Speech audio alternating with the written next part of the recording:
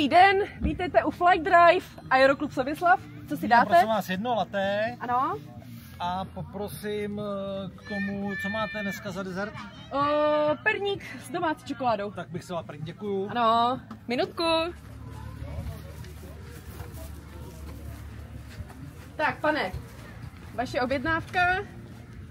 Jeden perníček s domácí čokoládičkou. Děkuju. Kafičko. Káva, děkuju. Bez míčka, děkuju. Dobře, dobře. A platit budete hotově nebo kartou? Hotovostí. Hotovostí, dobře. Kolik to bude? Poprosím 70 korun. My jsme levný kraj. Já to mám v eurech, ale to je ze zahraničí, tak nevadí. Aha, pořádku, to bude dobrý, i s děkuju, líčkem. to je Děkuji, děkuji.